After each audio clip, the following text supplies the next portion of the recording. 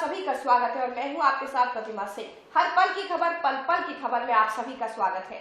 जैसा कि चुनाव 2019 शुरू हो चुका है और मतदान इस समय चल रहा है, इसी को लेकर के हमारे साथ हमारे स्टूडियो में मौजूद है हमारे वरिष्ठ पत्रकार अजय खंडेलवाल जी। तो चुनावी कुछ चर्चा चलती रहेगी, इसी के साथ साथ हम आपको अपने संवाददाताओं से मिली जानकारी भी आप तक पहुंचाते रहेंगे। लेकिन इसी समय हमारे स्टूडियो में चूंकि मौजूद है अजय खंडेलवाल जी, तो इनसे बात करते हैं, कुछ चर्चा करते हैं कि मतदान जो हो रहा है, आपको क्या लगता है अजय जी कि जो मतदान इस समय हमारे यहाँ चल रहा है और 9 बजे तक 8.82% निकल के आया है, तो क्या लगता है कुछ कम है? नहीं प्रतिमा जी, ये जो साइन है ये बहुत अच्छा साइन है और ये जो ओवरऑल परसेंटेज निकल करके आया है जिस पर हम चर्चा कर रहे हैं जी। लेकिन खास बात यह है कि शहर के कई बूथ जो मैंने सुबह जाकर के वहाँ देखे, वहाँ बड़ी संख्या में लोग आ रहे हैं, नए वोटर्स आ रहे हैं, यूथ वोटर्स आ रहे हैं, बुजुर्ग महिलाएं आ रही हैं, बुजुर्ग आ रहे हैं। ये रिपोर्ट सुबह 9 बजे तक की है। जाहिर है इस बार मतदान मुझे ऐसा लगता है कि पिछले मतदानों के मुकाबले बेहतर रहेगा। जैसे कि एक एवरेज जाता है कि 66% है या 70% मतदान बहुत कम जाता है, 60 पर ही रुक जाता है, 60 to 70 के बीच में ही हमेशा मतदान का एक परसेंटेज रहता है।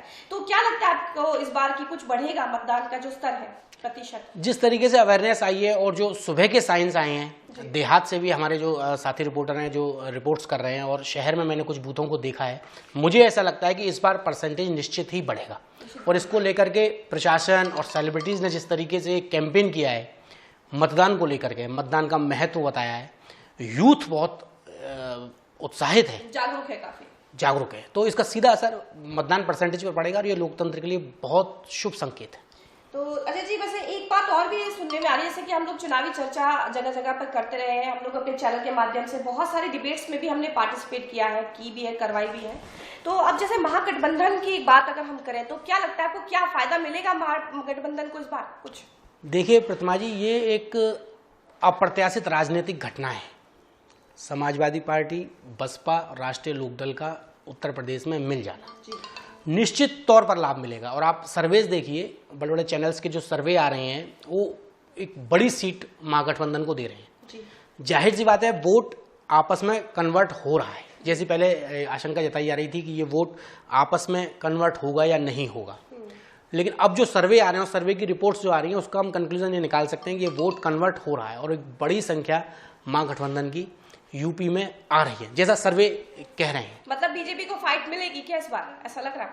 हाँ, निश्चित फाइट मिलेगी, कड़ी चुनौती मिल रही है, कई सीटों पर चुनौती मिल रही है। और प्रतिमा जी, अगर हम मथुरा की सीट भी देखें तो आप ये देखिए, पिछले चुनावों में हेमा मालिनी ने 3,30,000 वोटों के अंतर से अपने प्रतिद्वंदी प्रत्याशी रालोद के जयंत चौधरी को हराया था। लेकिन इस बार इतना तो तय है कि ये मार्जिन मेंटेन नहीं हो पाएगा भाजपा से। और कड़ी चुनौती दे रहे हैं नरेंद्र सिंह, और कई जगह वो अपने व्यक्तिगत प्रभाव से महागठबंधन के प्रत्याशी होने के नाते वोटों को कन्वर्ट करने में कामयाब भी हुए हैं। क्या इसका एक फायदा नरेंद्र सिंह को ये भी मिल सकता है कि वो यहीं के रहने वाले हैं और हेमा मालिनी जो कि बाहर रहती है ज्यादातर, और ये भी कोई इशू बन सकता है? क्या आपको लगता है भाजपा का इस बार की सीट पे कुछ फर्क पड़ेगा इस बार? देखिए, महागठबंधन प्रत्याशी ने इसको एक बड़ा इशू बनाने की कोशिश की, स्थानीय प्रत्याशी और बाहरी प्रत्याशी को लेकर के, लेकिन इसमें कोई दो राय नहीं कि वो इस इश्यूज को इस लेवल पर नहीं ला पाए कि वो चुनाव को प्रभावित कर सके। वो इस तरीके से कैंपेन कर नहीं पाए। हालांकि उन्होंने शुरू में काफी प्रयास किया स्थानीय और बाहरी प्रत्याशी का मुद्दा बनाने का, लेकिन वो इसमें पूरी तरीके से कामयाब नहीं हो पाए।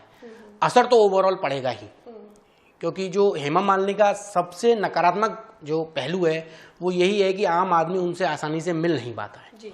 इवन पार्टी का जो पदाधिकारी है वो भी इतनी आसानी से उनसे मिल नहीं पाता, समस्या बता नहीं पाता और उसको सॉर्ट आउट नहीं कर पाता है। तो ये एक नकारात्मक पहलू रहेगा उनका। जैसे कि अभी आप बोल रहे हैं कि नकारात्मक पहलू है, तो जैसे पहले जयंत चौधरी जीते थे यहाँ से, पहले भी मतलब खड़े हुए थे, वो भी यहाँ नहीं रहते थे, वो भी बाहर रहते थे, और हेमा जी भी बाहर रहती थी, फिर भी वो हेमा जी यहाँ जीती। तो पहले की जीत किस कारण रही, आपको क्या लगता है? ये सवाल तो पहले भी था कि प्रत्याशी तो वो यहाँ की पहले भी नहीं थी, फिर इतने बड़े अंतर से जीती वो। देखिए, 2014 में मोदी की लहर थी, इस बात से आप सहमत होंगी। दूसरी बात, हेमा एक बड़ी सेलिब्रिटी है और पहली बार के चुनाव में सेलिब्रिटी को उनके चेहरे का, उनकी इमेज का लाभ मिलता है जी। और इसी लाभ के चक्कर में ये अंतर इतना बड़ा हो गया कि खुद रालोद के जयंत चौधरी भी सकते में आ गए। 3,30,000 की बहुत बड़ी जीत एक बड़ी जीत मानी जाती है और रालोद इस मिनी बागपत सिटी के बड़े चेहरे थे, उसके बावजूद इतने बड़े अंतर से हारे। तो ये दो बड़ी बातें पिछले चुनावों में रही हावी। तो ये जैसे कि एक बात और है कि जैसे जाटों का गढ़ कहा जाता है, ये भी, इसको मथुरा को भी मिनी बागपत के रूप में माना जाता है। जैसे बागपत में जाटों की संख्या बहुत ज्यादा है, इसी तरह मथुरा में भी 40 से 50% जाटों का हम एक आंकड़ा मामूल मतलब लेके चलते हैं अमूमन। तो इसमें क्या लगता है इस बार जाटों का रुझान किस तरफ रहने वाला है, क्या लगता है आपको? देखिए, जाटों की आप रुझान की बात करेंगे तो वो परंपरागत, क्योंकि अब जातिगत हो चुके हैं ना चुनावों में। अब सबसे ज्यादा ये दिखाता है कि हमारी पार्टी है, हमारी मतलब जातिवाद बहुत ज्यादा बढ़ चुका है। अब लोग देश हित के बारे में कम सोचते हैं, जातिवाद के बारे में ज्यादा सोचते हैं। तो हम एक जो पब्लिक व्यू है, हम उसके आधार पर ये बात कर रहे हैं। हमारी पर्सनल इंटेंशन ये नहीं है कि हम जातिवाद को बढ़ावा दें, लेकिन जो पर्सनल, जो पब्लिक में हम गए हैं, जो हमने रुझान देखे, हम उसके आधार पर ये बातें कर रहे हैं कि जातिगत चुनाव अब रह गया है क्या, ये समीकरण बस यहीं तक सीमित रह चुके हैं? नहीं, मुझे ऐसा लगता है इन चुनावों में ये धारणा टूटेगी जी। दो बड़े इश्यूज हैं। एक तो जो एयर स्ट्राइक का जो मुद्दा, जो भाजपा ने जिसे सबसे ज्यादा हाइप किया है जी। इसने यूथ वोटर को प्रभावित किया है और मैं कह रहा हूं हर वर्ग का यूथ वोटर इस मुद्दे से प्रभावित है जी। तो उसका असर आएगा। ये बंधन टूट रहे हैं, जो जाति वाली बात आप कह रहे हैं, लेकिन फिर भी ओवरऑल देखा जाए तो ये प्रभावी तो है। और जो पार्टी के नीति नियंता है वो इसी समीकरण के आधार पर अपने प्रत्याशी को तय करते हैं, अपने वोटों के आकलन करते हैं और अपना जीत का दावा करते हैं। तो आज भी आधार भारतीय राजनीति में ये जातिगत समीकरण तो है ही, ये सच तो आपको और हमको मानना पड़ेगा। लेकिन यूथ वोटर में ये धारणा अब टूट रही है। अगर आप यूथ वोटर से बात करेंगे तो चाहे वो किसी भी वर्ग का हो, किसी भी उसका हो, लेकिन वो नेशनल इश्यूज पर बात करता है, वो एयर स्ट्राइक पर बात करता है, वो रोजगार पर बात करता है, वो हमारी सेकुलर एटमॉस्फेयर पर बात करता है, वो इन इश्यूज पर बात करना चाहता है। तो जाहिर सी बात है अब ये धारणा टूट रही है और लोकतंत्र के लिए शुभ संकेत है कि आदमी इन धारणाओं को तोड़ करके देश हित में मतदान करे। जैसा कि अभी मैंने आपसे पूछा था कि गठबंधन का फायदा मिलेगा, तो आपने कहा निश्चित रूप से मिलेगा। आपको क्या लगता है कि जब अभी जो मोदी जी ने एयर स्ट्राइक करवाई थी, तो उससे कुछ बीजेपी को फायदा मिलना नहीं है? अगर मिल रहा होता तो फिर ये बात ही नहीं आती कि गठबंधन वालों को फायदा मिलने वाला है। विपक्षी इतना मजबूत कैसे हो रहा है इतने बड़े स्टेप के बाद भी? क्योंकि मोदी लहर की अगर हम बात करें तो पिछले जब 2014 के चुनाव हुए थे उस समय पे मोदी लहर थी, इस बार वो मोदी लहर एयर स्ट्राइक के बाद भी नहीं है, ऐसा क्यों? देखिए प्रतिमा जी, मैंने आपसे शुरुआत में कहा था ये एक बड़ा राजनीतिक घटनाक्रम है। जो धुर विरोधी राजनीतिक दल थे, समाजवादी पार्टी और बसपा, वो दोनों एक होकर के आए हैं। और तीसरा, पश्चिमी उत्तर प्रदेश की कई सीटों पर बड़ा प्रभाव रखने वाली राष्ट्रीय लोकदल इनके साथ कोऑर्डिनेट करके चुनाव लड़ रही है। तो ये नेता जब जिन सीटों पर गए हैं, जहां इन्होंने कैंपेन किया है, जहां इन्होंने प्रचार किया है और जहां इनका बेसिक कार्यकर्ता है, बेसिक वोटर है, अगर वो कन्वर्ट हो रहा है तो जाहिर सी बात है उन सीटों पर ये क्लिक करेंगे। और सर्वे की रिपोर्ट जो शुरुआत में आ रही थी, महागठबंधन के लिए जो सीटें दी जा रही थी, अब उस संख्या में भी इजाफा हो रहा है।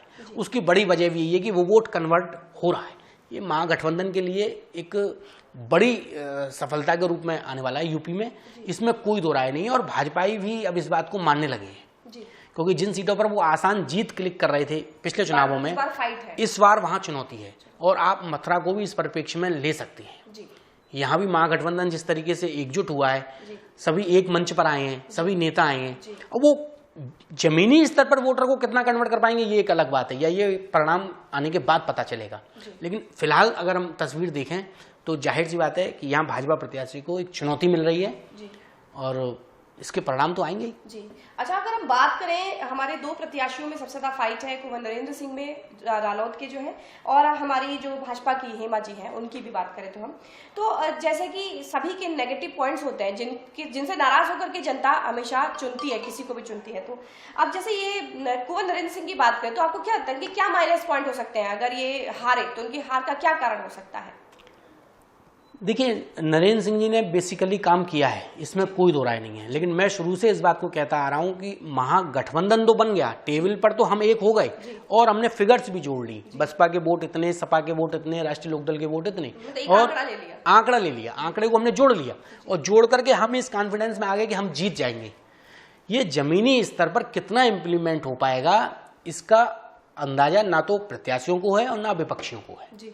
ये वोटर किस तरीके से, क्योंकि गांव की अगर आप राजनीति देखेंगे तो जहां सपा और बसपा आमने सामने हुआ करते थे जी। आज वो सपा और बसपा एक ही व्यक्ति को वोट कैसे दे पाएंगे जी। ये एक गांव की राजनीति होती है, कस्बे की राजनीति होती है, शहर की राजनीति होती है, देहात अंचल की राजनीति होती है।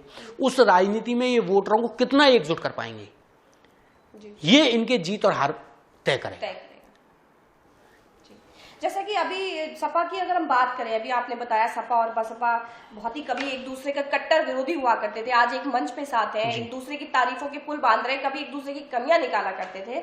अगर हम बात करें सपा की, तो आजम खान ने अभी जो कल एक विवादित बयान दिया है जयप्रदा जी के लिए, जिससे महिला संगठन में बहुत ज्यादा नाराजगी, तो आपको क्या लगता है कि समाजवादी पार्टी को रामपुर की सीट से कोई खामियाजा भुगतना पड़ सकता है? देखिए प्रतिमा जी, चुनावों में ऐसे बयान बड़ी भूमिका अदा करते हैं जी। और ये शायद आजम खां भी समझ रहे हैं और ये समाजवादी पार्टी भी समझ रही है, लेकिन मजबूरी अब ये है कि इस बयान पर पार्टी क्या स्टैंड ले। अभी बड़े दुख की बात है, अखिलेश यादव जी ने इस महत्वपूर्ण बयान पर, जिस पर आधी आबादी आक्रोशित है, जगह जगह डिबेट्स हो रही हैं, आजम खां टारगेट पर हैं, उसके बावजूद समाजवादी पार्टी के मुखिया अखिलेश यादव ने उनका बचाव किया है। ये बात तो सभी लोग जानते हैं कि हमेशा आजम खान ही क्यों अमर्यादित शब्दों का प्रयोग करते हैं, आखिर उनको इतनी खुली छूट क्यों दे रखी है और समाजवादी पार्टी उनके खिलाफ कोई लीगल एक्शन क्यों नहीं लेती है। ये तो हमेशा से बहुत ही विवादित रहा है और इस बार उन्होंने चुनाव का, जबकि इतना सेंसिटिव मामला इस समय चल रहा है गठबंधन को लेकर के, कभी फिजा इधर हो जाती है, कभी फिजा उधर हो जाती है, उस इतने सेंसिटिव माहौल में इतनी गंदे शब्दों का प्रयोग, इतने अमर्यादित शब्दों का प्रयोग जो जयप्रदा जी के लिए किया है, वो कहीं ना कहीं मुझे ऐसा लगता है कि इसका खामियाजा सपा को भुगतना पड़ सकता है, रामपुर की सीट से स्पेशली। देखिए प्रतिमा जी, अकेले आजम खां ही नहीं, भाजपा में भी कई ऐसे चेहरे हैं, कांग्रेस में भी कई ऐसे चेहरे हैं जो हमेशा विवादित बोल करके सुर्खियों में बने रहना चाहते हैं। और ये कोशिश पता नहीं क्यों पॉलिटिशियंस इस स्टैंड को अपनाते हैं सुर्खियों में बना रहने के लिए, लेकिन मुझे ऐसा लगता है कि इस स्टेटमेंट के बाद समाजवादी पार्टी को तो नुकसान होगा ही होगा, लेकिन रामपुर के चुनाव में भी जयप्रदा को इसमें एक सहानुभूति वोट मिलेगा और ये एक आत्मघाती कदम है आजम खान ने अगर इस तरीके से स्टैंड लिया है तो। लेकिन दुख की बात यह है कि हर राजनीतिक दल में ऐसे चेहरे आपको बड़ी आसानी से मिल जाएंगे जो विवादित बोलते हैं और फिर मीडिया में अपनी सुर्खियां बटोरते हैं, तो एक सामान्य सी बात है जी। तो अजय जी, आपसे डिबेट लगातार जारी रहेगी। इस वक्त हम अपने संवाददाता की ओर बढ़ते हैं और जान लेते हैं कि इस समय सौरभ के पास हमारे मतदान स्थल से क्या रिपोर्ट है, क्या अपडेट है।